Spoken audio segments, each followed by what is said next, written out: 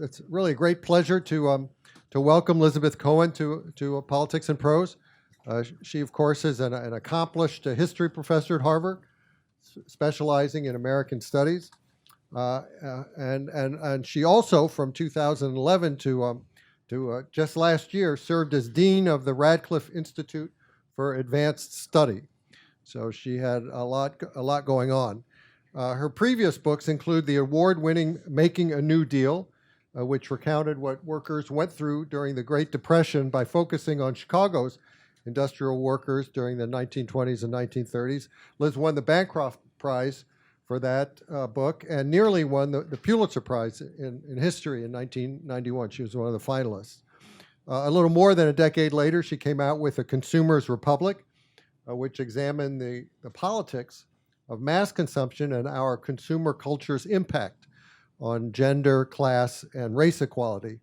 Additionally, she's a co-author of a widely used college and advanced placement U.S. history textbook titled The American Pageant. In her new book, Saving America's Cities, Liz turns her attention to the career of Edward Logue, who was a towering figure in the field of urban redevelopment in the second half of the 20th century. How many people here remember Ed Logue? Heard of him? Well, that's pretty good.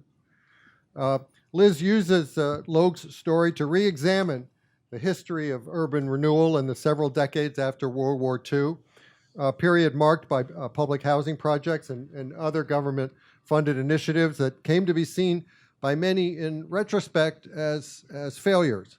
But Liz argues otherwise, putting forth a more nuanced and more balanced reassessment of that period of urban renewal in her book.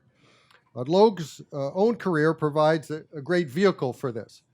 He oversaw groundbreaking revitalization efforts in the deteriorating neighborhoods of New Haven in the 1950s, Boston in the 1960s, and New York in the 1970s and 1980s. And his projects left a somewhat complicated legacy. Neighborhoods were demolished and residents dislocated, but there were also some genuine accomplishments in what got built. What makes a book about Logue even more important and interesting is that his career, as Liz notes at the outset of her work, tracks a profound shift in thinking about the best way to approach reviving U.S. cities. Initial models that depended heavily on public housing and government subsidies gave way to views favoring private market models. But the debate, of course, is hardly settled and continues today in discussions over how to keep our cities not only viable, but affordable and equitable, and that's part of what makes Liz's books so relevant.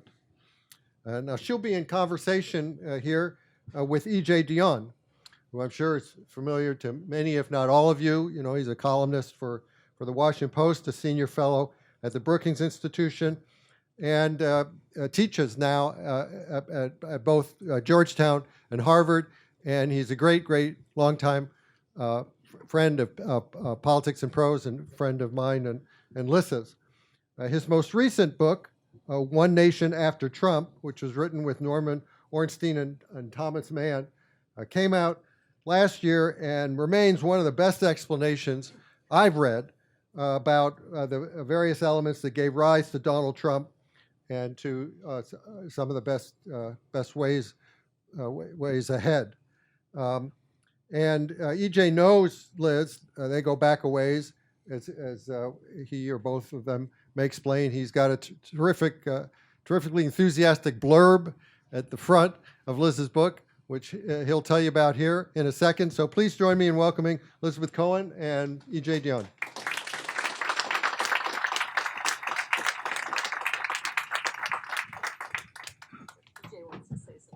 Welcome, everybody. It's great of you to come out. And I want all of the people who work for Ed Logue in this room to get involved in this discussion. I understand there are some. Just two things I want to say before Liz goes up to the podium to tell you about this book. The first is I always want to pay tribute to this bookstore, which is a gift to the city, kind of like the Washington Nationals. This is Maybe we'll organize one. That's a good idea. The book parade. I've when Brad and Lisa took over this bookstore, they were taking over a great tradition, and to preserve a great tradition, you also have to make changes. And they have kept everything that's good about this bookstore, done everything necessary to keep it going, which is why progressives make the best conservatives, but that's a discussion for another day. I just want to say about this book, when Lizabeth told me what she was doing, I got all excited because I grew up in Massachusetts and know how important Ed Logue was a real figure when I was a kid, and the new Boston was a big deal that people talked about all the time. And what Lizabeth's done with this book, how she'll explain, is she not only engages you in that history, but really has a lot of wisdom at a time when we really need to rethink cities, rethink urban policy. A lot of lessons for us. I have, Brad did say, I have a blurb in this book.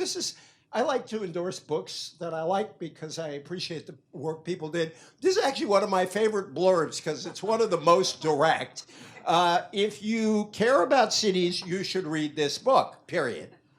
But you should also read this book if you love a great story full of compelling characters engaged in high-stakes struggles. It's a wonderful achievement. It really is. And so you should all buy it. And Lizabeth will tell you exactly why. So welcome, Elizabeth. Not so fast. That wasn't such a good way to start. With a bang, that's good. Yeah, right. Well, thank you, Brad. You gave them a pretty good overview of the book. And thank you, EJ, of course, for everything you've done to help me with this book and willingness to be here today. Thank you all for coming. There are a lot of familiar faces here. Back to junior high school, college. Tell stories in the right, Q&A. Right. I mean, a lot of people, fellows from the Radcliffe Institute, Housers, if I can still call. There are a lot of people here who've worked with Ed Logue or were in the same business. So I'm just happy to have you all here.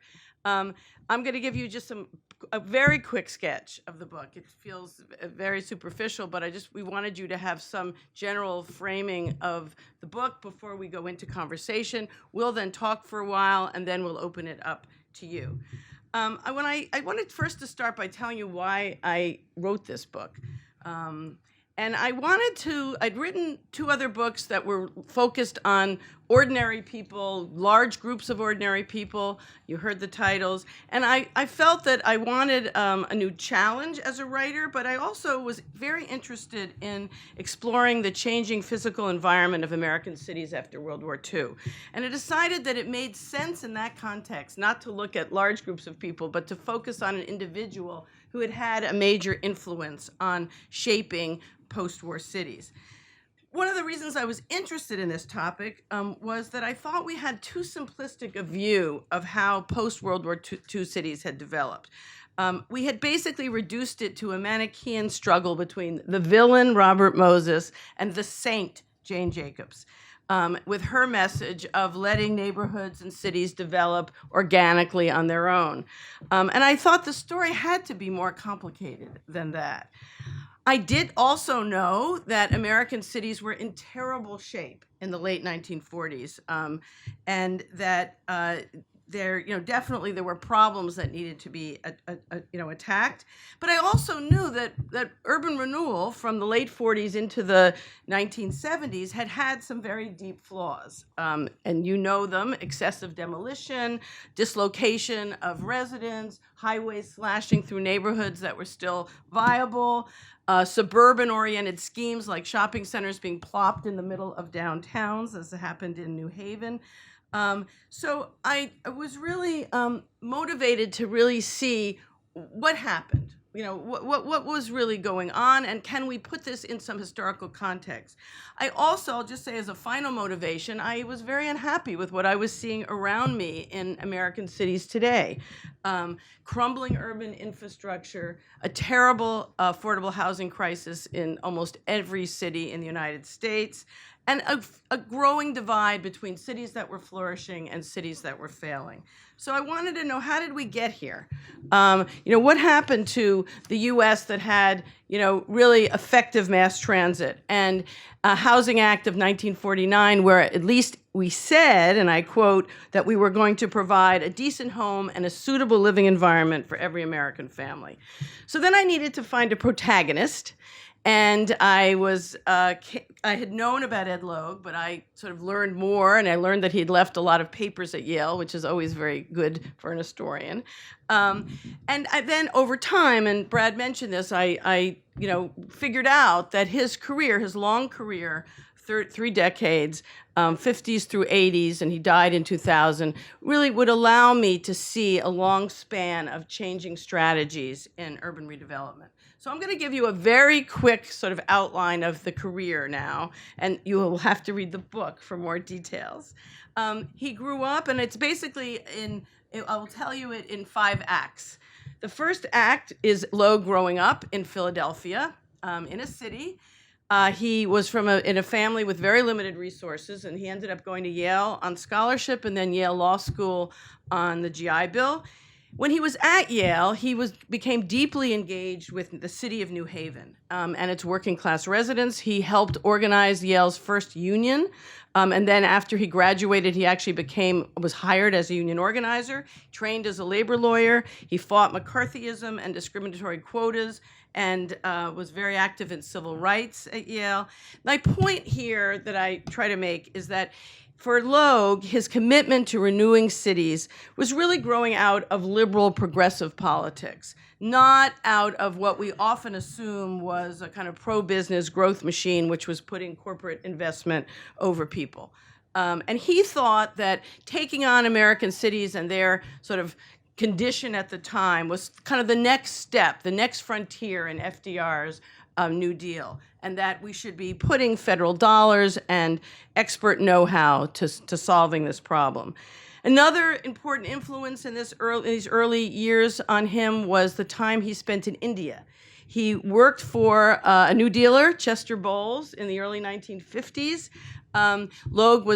Chester Bowles was the ambassador, and when he was there, he watched the U.S. government and the Ford Foundation investing in physical infrastructure in the villages of India, building wells and houses and schools and so forth, with the idea that that would create a more democratic, a more egalitarian, and of course this is the Cold War, anti-communist India. And that was a lesson that he carried back to his rebuilding experiences in this country, that physical infrastructure could have that broader impact. Act 2, he comes back to New Haven. His first job is there from 1954 to 1961. He teamed up with a newly elected Reform Democratic mayor, Richard Lee, and they were faced with a New Haven that was in very deep trouble. Factories were closing, good working class jobs were disappearing, African Americans were arriving in hope from the South in hopes of building a better life. Middle-class whites were fleeing to the suburbs, and I-95 was being planned to bypass the city, which was basically a death knell for the city that had been the retail center of the region.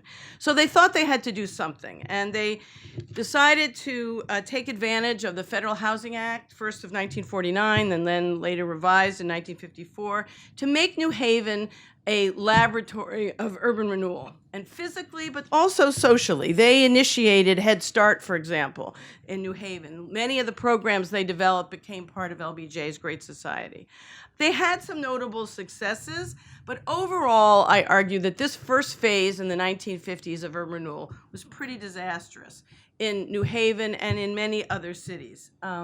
Most egregiously, working within the federal guidelines, they were doing what the law demanded.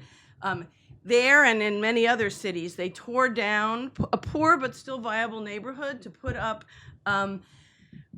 housing apartments to try to keep the middle class in the city. And they also built a connector between I-95 and downtown so that they would still be accessible to shoppers. and and the other thing that I use New Haven to really try to understand is the way in which at that moment in time they consulted with the community. Basically, they saw themselves as democratically minded experts who were protecting the public good, and they sought input almost exclusively from established interest groups and organizations. And I label this pluralist democracy because they really did think of themselves as being Democrats, just ones who knew more than everybody else. The next act, Act 3, is Boston. In 1960, Logue is recruited to Boston to head the the Boston Redevelopment Authority, much expanded, by another new mayor, John Collins, who was elected by surprise. It surprised a lot of people. He was elected, and he inherited a city that was near bankrupt, physically deteriorating, and politically paralyzed between the Democratic machine and the Yankee Brahmin business elite. Boston had its own disastrous first phase of urban renewal. It tore down this was a famous kind of classic case of terrible urban renewal, the immigrant West End neighborhood in Boston. And so when Logue came in, he pledged to do it differently, and he waved a flag of planning with people. I examined two dimensions of his Boston work, downtown and the neighborhoods. Downtown was mostly focused around government center, and here I think it's just important to note that they were using both the physical presence of government as well as federal dollars to really try to jumpstart this city that had a stagnant economy, to create more jobs, and to pressure this Yankee business elite to start investing in Boston instead of everywhere else in the country and the world. They also were growing to understand the importance of keeping historic structures and integrating them with modern buildings. And then I look at 5 Boston neighborhoods. In general, urban renewal there was much more contentious than it had been downtown, but each neighborhood, I discovered, really had its own story and wasn't easily reduced to the stereotype of middle-class white people coming in and pushing African Americans and other minorities out. For example, I'll just give you one example, Roxbury's Washington Park, which was the home of many middle-class blacks. It was it was probably the only place in Boston where they could own their own homes, and they were desperate for help from the city to really keep that neighborhood in good shape and to revitalize it. And so they welcomed Logue and urban renewal with open arms.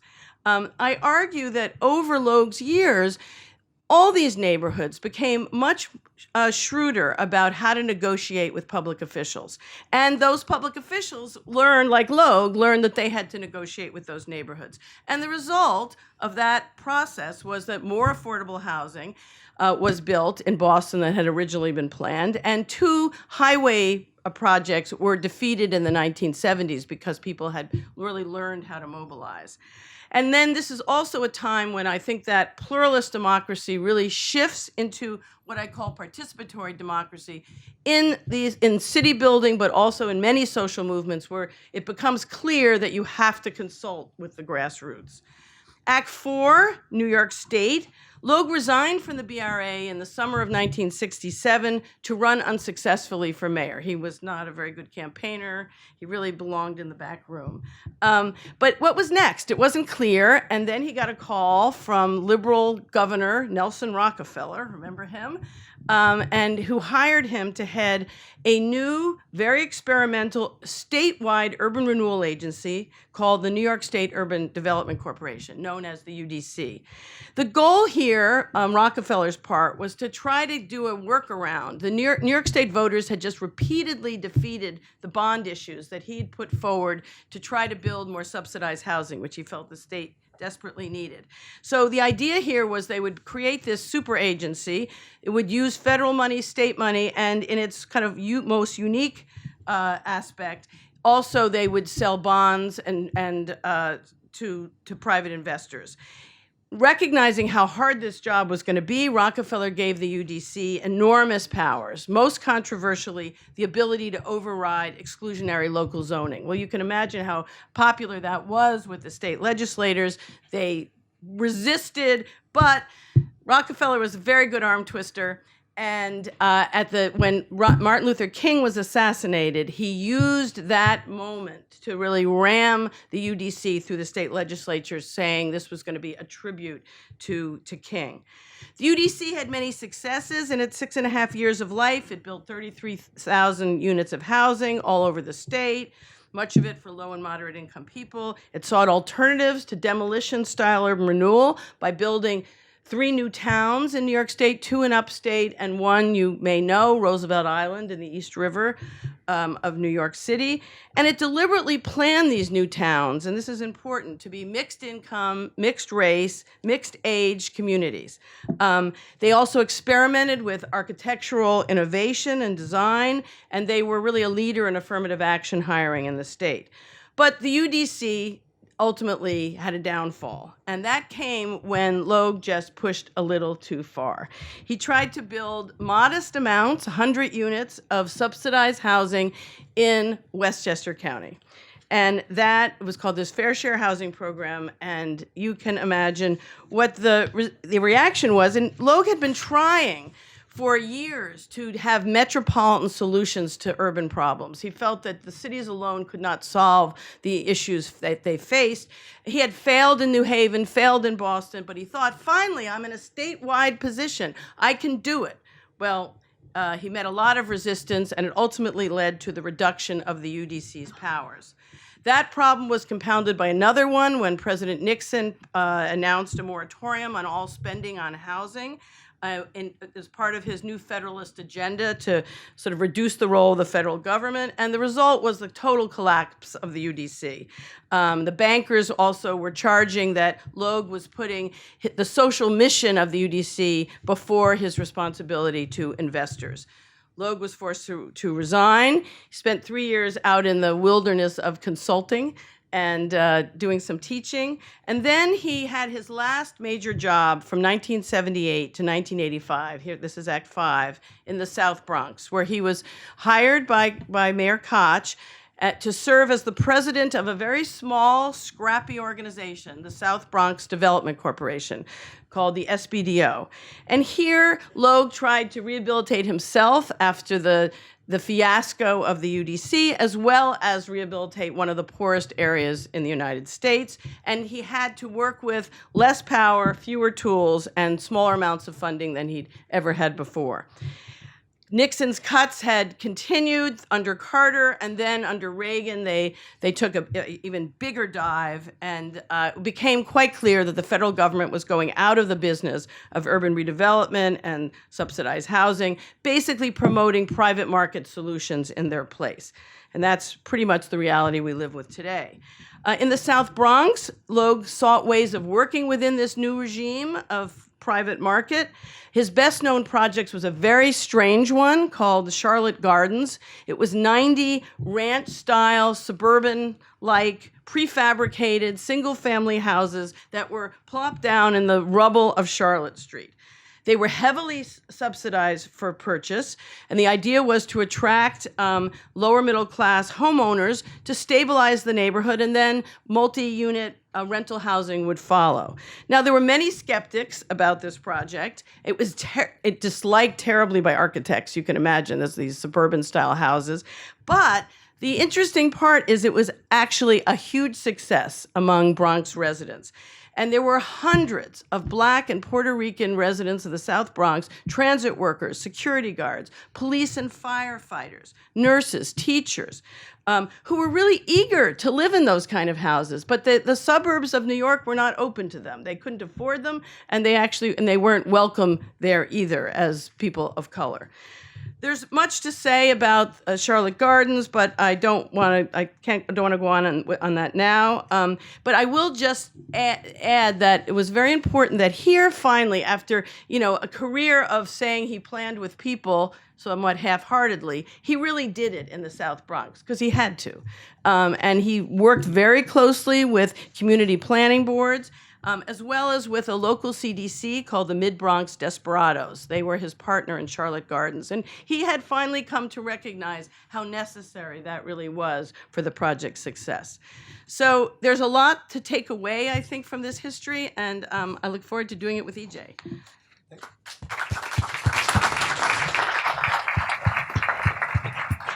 So if that's not enough to make you want to read this book, there are a few things I won't really ask Lizabeth about in detail. But let me just say a couple of things that I particularly liked in the book besides all that. One is very close attention to politics in local communities, particularly ethnic politics, where it was relevant.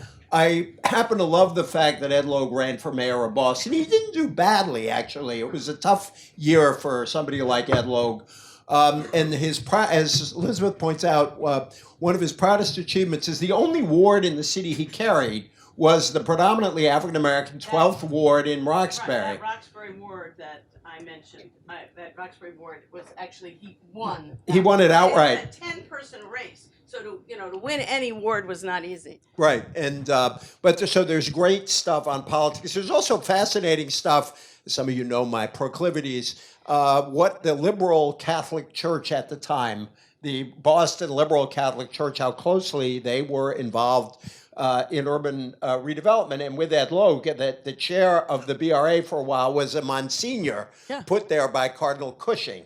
And he was a progressive who worked with them. But I won't go into any of that. What I want to ask you to start out with, because I think it's a question on the minds of, it's a natural question that occurs to people who care about cities. Tell us how Ed Logue was not Robert Moses, because I think that's really important. Thanks to Robert Caro, a lot of people know about Robert Moses, what he had in common with him, but what made him quite different from Moses. Okay. I have a picture in the book of the two of them together, a snapshot that I found in their family papers in the parking lot of either the Yale Bowl or the Princeton, I forgot the name and I even went there, of the Princeton Stadium. But they both were Yaleys. Moses had actually grown up in New Haven, you may remember, and they both loved football. So they would see each other a couple times a year in those parking lots at those games. There were certainly similarities. They both believed that physical changes could have a great impact on a city. But Logue had some admiration for the parks and the beaches that Moses developed, but he felt that he was really doing something quite different. And he really did have much more of a social mission in what he was doing than Moses did. And he was, quite critical of him, as he was critical of Jane Jacobs. We can talk about that as well.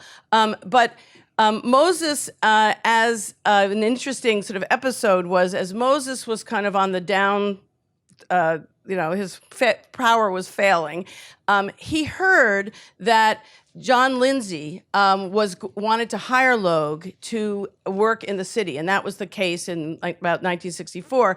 And he had hired Logue to do a report on the very poor state of housing in the city, and then he tried to hire him. And Moses wrote to someone he knew in Boston and said, "So tell me about this guy Logue. What's he like?" And the person he wrote to gave him no pleasure and wrote back, "Well, actually, he's done a very good job." And that was obviously not what Logue wanted. When it came to the Westchester project, again, Moses enters the scene, and at that point, he's extremely conservative, and he advises some conservative groups in Westchester about how to fight the UDC's housing programs. He even suggests to them that they set up a separate county. Wow. Why don't you talk also a bit about Jane Jacobs? There are a lot of people including me, have been influenced by Jane Jacobs in various ways. And in a funny way, as I read your book, it felt like even though he was a critic of Jacobs, and you could talk about why, he absorbed some of the lessons she taught, because it strikes me this is a tale of somebody getting wiser about the work he was doing as he went along, and in particular saw the importance of building kind of organically on what was there rather than just tearing it all down, which was very much, they left a lot of empty space in New Haven. Richard Lee, as a New Haven friend of mine, said when I told him I was doing this event, he said, there's still places they tore Yeah. stuff down that they never put stuff in. Right, that's another If you issue. could talk about Right. that in the light of Jane Jacobs, because he did learn a lot over all those years. Yeah, and then his relation with Jane Jacobs is complicated, obviously. They had a real showdown at the Museum of Modern Art soon after the book came out. Can I ask, by the way, everybody knows Jane Jacobs wrote a book called The Death and Life of Great American Cities, right. was very critical of government. Yes. And really said And you got to planners, build, particularly, and planners, yeah. particularly big planning. And he had written a review of it in an architectural journal, and so MoMA set up this kind of debate. It was written up in The Nation and some other places. It was obviously quite lively. And his critique of she said, "Oh, he's a maniac. He tears everything down and whatever." His critique of her is that, yes, it's fine if you live in the West Village. But what are people going to do who are living in, really poor housing? And also, he was very critical that her desire to keep government money and, responsibility of middle-class people for the larger city and suburban people for the city, that he resented that terribly. He said, you're just giving a pass to suburbanites who come in, make their fortunes, and then go home at the end of the night and don't have to think about these problems anymore. There was other interesting aspect. She didn't like the new towns, but it is true that over time, he became a lot more sensitive to some of the issues. In fact, when Philip Johnson did the design for Roosevelt Island, he too said when he was praised by some critics, well, this is my Jane Jacobs phase. She clearly had an influence, but, it's no accident that a lot of libertarians and people on the right have really embraced Jane Jacobs as, a great heroine, because they see that sort of, just letting private property take its path and not intervening and not having government, sort of be that bulldozer is very appealing to them. So, there's one other thing I want to mention before that MoMA event, he had gone and one night around 8:00 and sort of hid out on her street in the West Village. And so at the debate, he said, I actually was on your street and I didn't really see a whole lot going on. There wasn't a lot of organic, activity and ballet on the sidewalks, and there's nobody on the street. So they went at each other, but I actually think they kind of both learned from each other. I have a quote there where she was asked by an interviewer at one point. The interviewer made a comparison. She was criticizing big planning and a renewal and Logue, and the interviewer said, "So, Logue was like Hitler, right?" And she said, "No, so we were lucky." They put each other in perspective. That is the ultimate in damning with faint praise. He's not Hitler, Yeah, right. You had a piece in the New York Times a couple of months ago on given the crisis in cities, the shortage of affordable housing, we really need to rediscover a strong federal role. And I want to. You have some great lessons from Logue at the end of the book. One, by the way, is architecture matters, and I think that's just a really interesting idea. But let me just read something, and you can elaborate a bit on it. The private sector has a significant role to play in expanding the capacity of American society's investment in housing and other urban amenities and necessities, but that does not mean that government can abandon its responsibility for the general welfare. There is much lost, this was really interesting, there is much lost in a neoliberal world where the most robust activity is local and global. The intervening levels of state and national governments are crucial tools of redistribution within vast and diverse territories. Only policy and program at that scale can counteract the inequalities that flourish in a society consisting of islands of poverty and privilege. Can you talk about that in relationship to both the story you tell in the book and where we are now? Well, I sort of said it there. I will start by just talking about where I think we are now, which I think most of the tools that cities have to work with depend on basically squeezing resources out of the private sector, and projects that have to be pieced together. Corporations are lured in for with all kinds of of packages.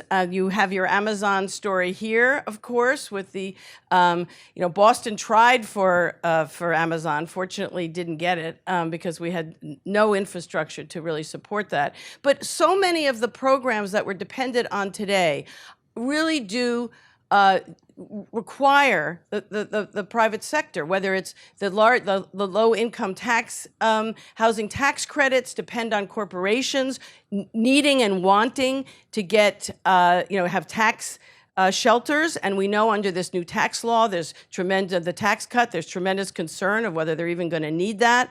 If it's Section 8 vouchers, that people, the idea is that if you would like to relocate to a community that has better services, better schools, you would be able to take this voucher and it would be accepted by a landlord. But landlords don't have to accept them, and they don't. And so we end up creating more pockets of poverty just outside the city in many cases. So that many of these strategies are really, squeezing developers. The way we're getting affordable housing in many cities, Boston included, is to either require that the developers either put aside particular units that will be affordable, or they contribute to a fund that will build affordable housing, usually in the same places where low-income people are already living.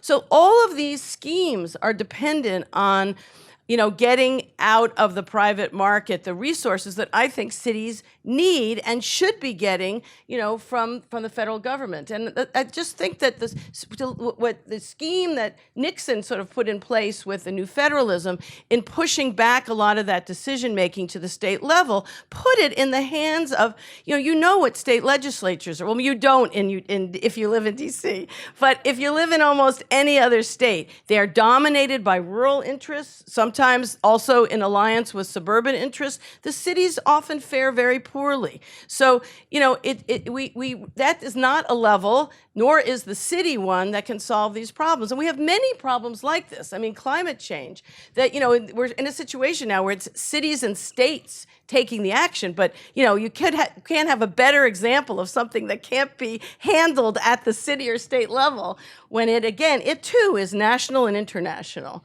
So I want to ask one last question because I'd like the audience to get in. Just to be clear, the next sentence in the book, and this is why you are a small d Democrat, you also say that when government does assert itself, it must involve community residents. I should get bifocals. When government does assert itself, it must involve community residents in decisions that affect their homes, neighborhoods, and cities, seeking to avoid the extremes of both non-consultative command and community NIMBYism. Good luck with that. So, that's where we are definitely at the, can I talk, or do you want to ask more? Okay. Let me just ask a question off that. Talk about that. And then I just want you to channel Ed Logue. You've spent years with him.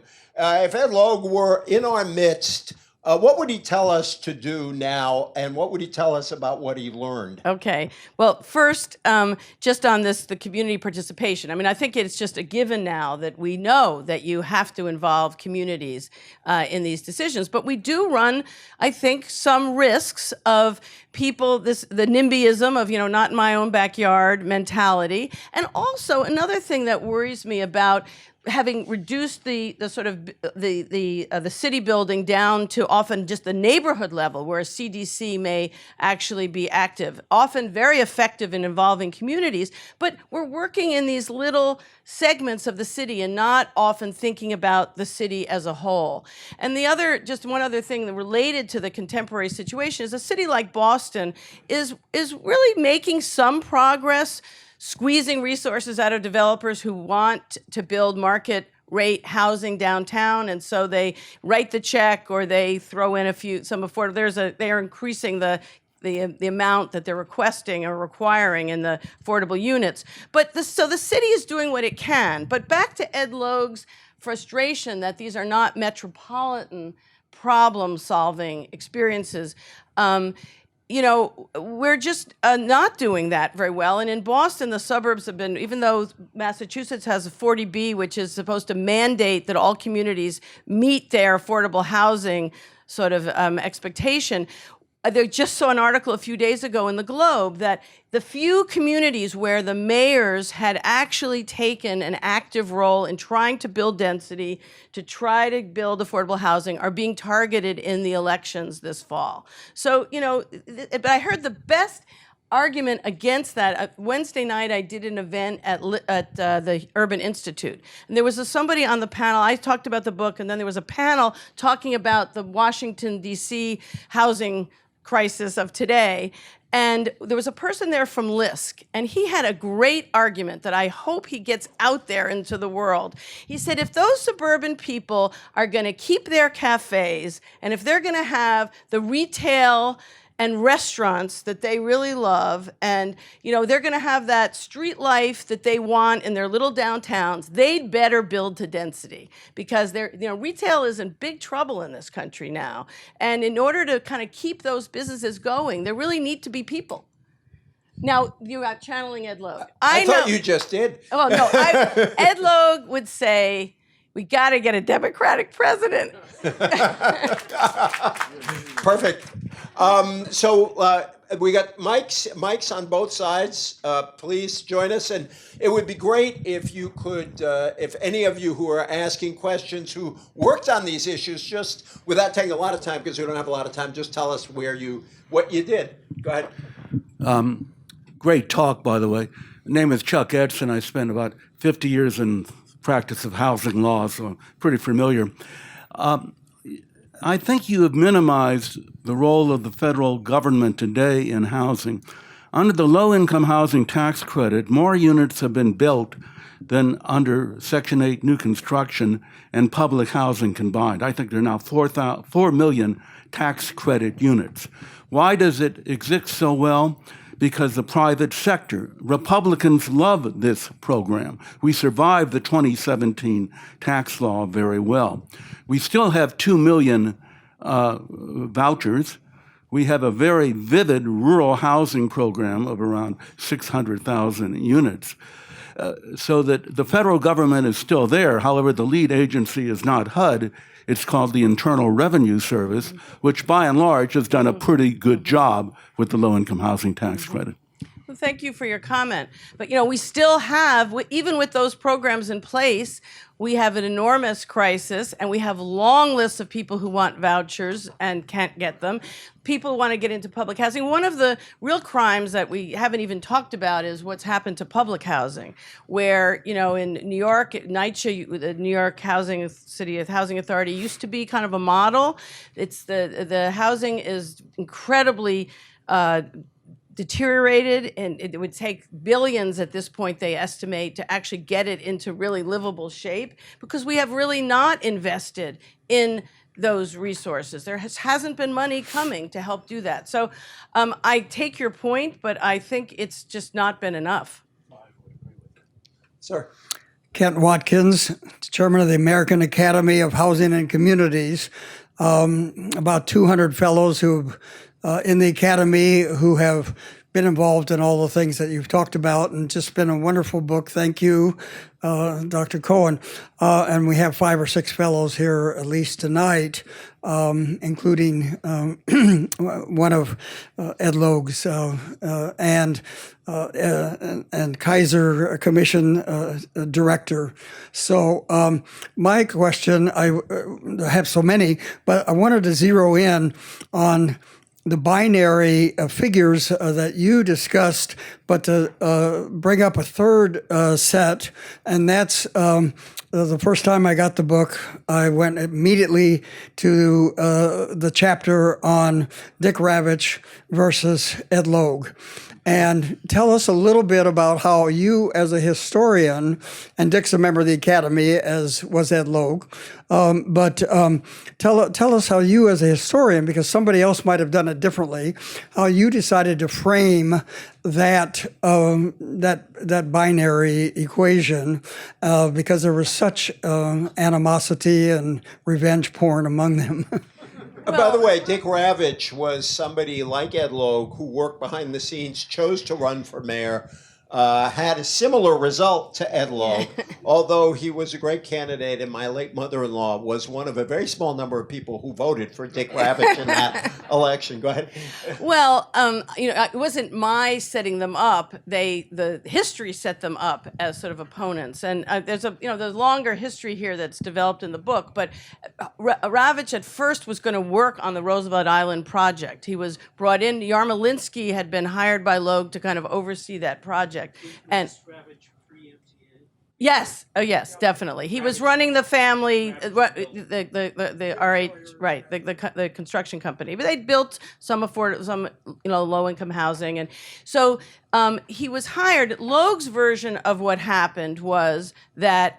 That Ravich had a very different idea than he did of what was supposed to happen at Roosevelt Island. As I told you, this was to be this kind of utopia for Logue in the East River, that it was going to be mixed income. There would be, and the idea was they would have these small schools in all of the buildings that would bring people of all incomes and races together, and there were going to be daycare. It was very utopian, a lot of things like that in it. And Ravich said, well, this is never going to work. This is the way Logue remembered it. This is never going to work. If you build the low-income house, if you don't build the market rate housing, the co-ops first, you'll never, if you put the low-income housing, you'll never get the, middle-class people to come. And if you don't have an outpost of a school like Dalton, very, prestigious private school, they'll never come either. And Logue said, no, thank you, Dick. This is my project, not yours, and I want to create a place where all these things can happen. Ravich he published a memoir recently. I also interviewed him. Has a very different memory. He said he did the numbers. And he was very worried that Roosevelt Island would never really work out, given the supports the financial basis for it. And he said, I want you to put in my contract that I'm not responsible if this doesn't all work out in the end. And Logue said, out of here, you're fired. I don't, what are you talking about? You don't trust me?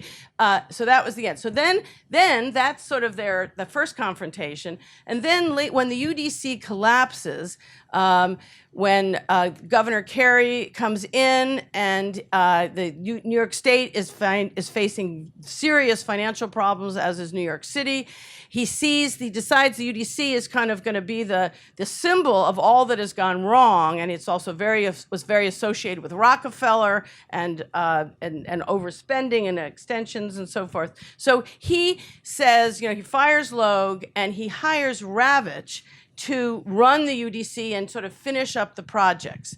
And from Logue's perspective, Ravich put Carey up to this. He thinks that he was sort of done in and fired because Ravich was getting his revenge for the Roosevelt Island situation.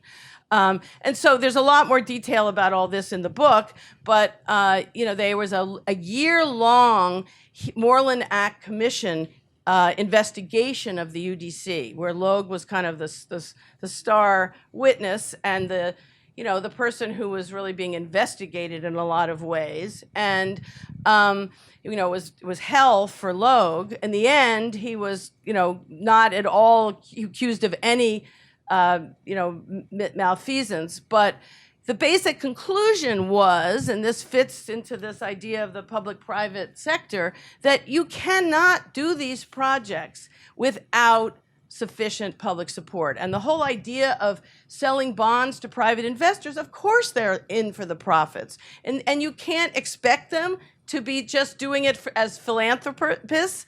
But, Logue, you have to realize you have to be responsible to them, but you also have this mission to build this housing. And, it was just did not fit. And so the ultimate conclusion of the Moreland Act Commission is that, if we're going to really build subsidized housing in New York State, we have to fund it, but with public money, and this is not a solution. I just on that real briefly, I have this feeling that if Dick Ravich is still with us, Logue is not. If they ever meet in some redeveloped heaven, I have this feeling they'd agree on more now than they did in their lifetimes. Is that fair? Well, that's interesting. By personality, I don't think either one of them would agree with anybody. They're both very Right, that's fair, very but- contentious people. But I don't know. I mean, I do think that they both may have come to have a little more respect for each other over time, but they were set up really as adversaries. Let me ask you. Mike Kazin. Oh, yeah. Author of many great books that are available for sale in this bookstore, by the way. You're going to get your check after.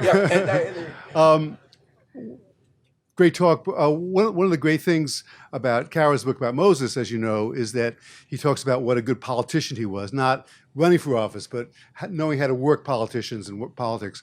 And obviously, Logue had to do some of that as well.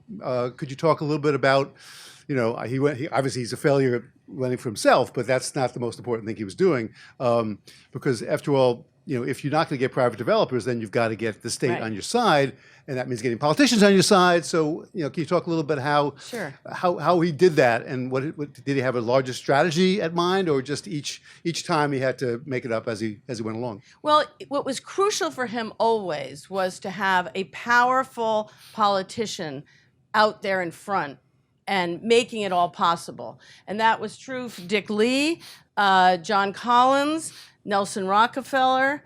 And then, the South Bronx was a small project, and actually it was a problem that at first Koch was very ambivalent about all this. There's a complicated story of how it all came about. Jimmy Carter did this famous sort of walk at Charlotte Street and said he was horrified and acted as if he was going to give, millions and billions to New York to take on these problems, and then no money ever came. But Koch felt that he needed to still show that things were happening there. But interestingly, when Charlotte Gardens actually was successful, Koch claimed that as his program and often said in the narrative he spun that that was the first step, and then a very impressive program followed, the 10-year Koch housing program, where hundreds of thousands of units of housing were added to New York City's stock. So Logue's strategy was basically to be the guy who would go to Washington, get the money. He was very persuasive. He had a razor-sharp lawyer's mind. He figured out how to corner the money on all these federal programs. He would come in one case, he would come in at the end of the year with his proposals, knowing that, HUD didn't want to give the money back to Congress, but it hadn't been claimed, and they would then just get it all. So he was very successful sort of playing the bureaucratic game, but less successful sort of with the public. I mean, he came to realize that. The reason, I should just say, that the election, there were 10 people running for that mayoral race, and Louise Day Hicks was the anti-busing, where I stand candidate. And so there was tremendous concern among those who were not in that, in that camp about we need to actually come together around one candidate, and ultimately that was Kevin White, who was a very well-known candidate. He was Secretary of State in Massachusetts. He was very well connected on his own side and his wife's side politically, and so that's kind of what happened there. One thing just on Mike's question that struck me in the book, he was very shrewd about in getting involved with whoever the local ruling class was. And I am so struck by that little story you tell when Mayor Collins, I didn't realize that Collins spent his whole life, his life later as mayor, in a wheelchair. Yeah, he had polio. But when Collins offered him the job to run the BRA, one of his demands was that he get a membership in the Tavern Club. And I just think this is a very revealing, Yeah, right. very So revealing that was- little story about how a guy operates. So he had been commuting from New Haven, and he would stay at the Tavern Club. And the Tavern Club, I really don't, I don't have the full picture of the club scene in Boston personally, but I do know it is a clubby scene, and clubs mattered a lot. And the Particularly Tavern, with the Brahmin elite. yes, absolutely. But the Tavern Club wasn't quite like that. That is the point I want to make. That it was kind of it had the artsier people. It had, journalists from the Globe. It had people who had, a high standing in the community, but were not just there because their great-great-grandparents were. So that appealed to him. He also felt it would be a place he could rub shoulders. And Boston was a very closed community. And he was coming in as an outsider. In fact, he said to Collins, when Collins offered him the job, he said, I don't know, can I do this job as not being a Bostonian? And Collins said, only somebody who's not from here can do this job, because everybody knows they know what you've been doing since you were in short pants, is the way he put it. So that, he thought this would be a place where he could sort of rub shoulders with people who he would, whose contacts would be helpful to him. And he joined other clubs as well. I mean, he was Irish, Catholic, though not practicing, but raised that way. And was interesting, another quite fascinating piece of this is that, so I don't understand why this was, but Margaret Logue, his widow, told me that people at first, they didn't recognize that Logue was an Irish name. And so they would say these, he would be mixing with these kind of Yankee elite types, and they'd say these terribly disparaging things about, the Irish. And he would let it, the plan he worked out is he'd let it go once. If they did it again, he would self-identify. And Margaret joked that they used to say, she said that they used to joke that he could write a book, Passing in Boston.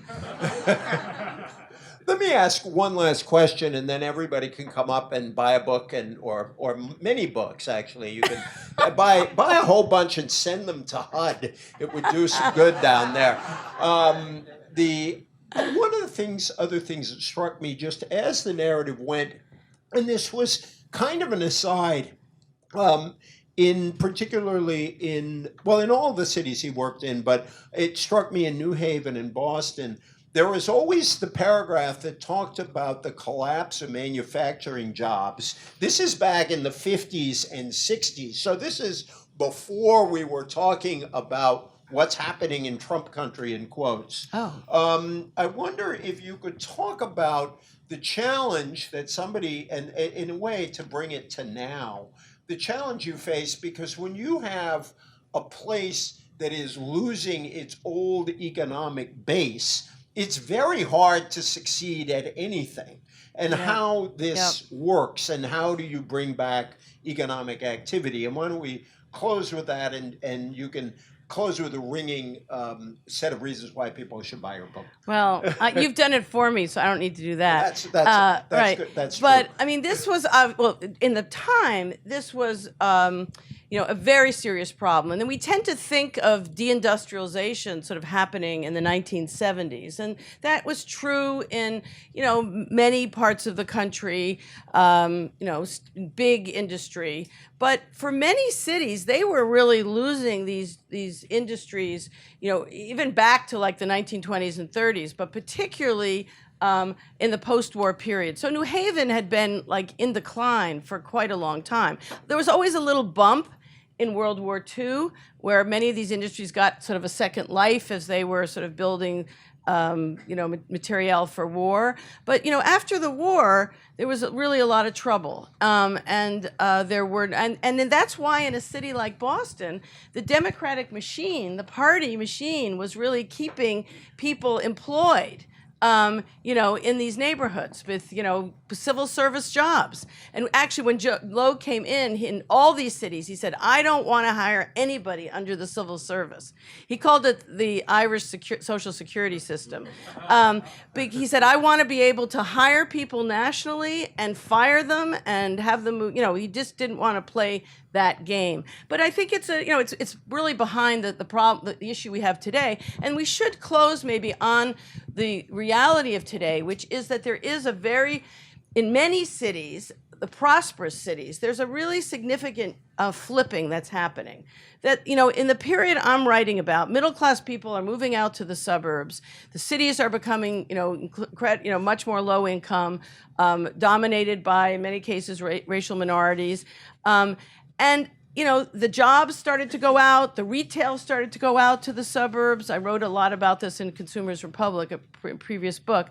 But today we're seeing something different. We're seeing these young IT workers. There's no accident that Amazon picked the cities it picked, where they thought that this talent that they so badly need would want to be here. And they're moving back into the city. And today the crisis is that there's a lot of gentrification and what is happening to people who are living in those neighborhoods. And, we're struggling to figure out how can, a neighborhood accommodate new people but still have longtime residents remain, how to create more of these vouchers that will be accepted, how to do things that will, not have the cities then become what the suburbs were. And we can see in many metropolitan areas now that the poorest people are living in that inner ring of suburbs, those first suburbs that are often in very poor shape. And there they are without good access to transportation in many cases, without good access to jobs, with housing that's really inferior. So our problem today is somewhat different, but it's a kind of, it's a white collarization of many of these cities where the numbers of working class people, if there are working class people, they're often doing service jobs in restaurants, in working in an Amazon warehouse, and doing that kind of work. So I'm going to close with the final words of the book. A better understanding of this history will hopefully reawaken from a long slumber the will and wherewithal to revitalize cities that still struggle for economic survival, to invest in neighborhoods still lacking adequate services, and to improve the prospects for those Americans still poorly housed or, in the worst cases, homeless. This would be the legacy of urban renewal that Ed Logue would want us to honor, and that he would consider the highest tribute we could pay to his lifetime of public service, imperfections and all. Thank you for writing this book.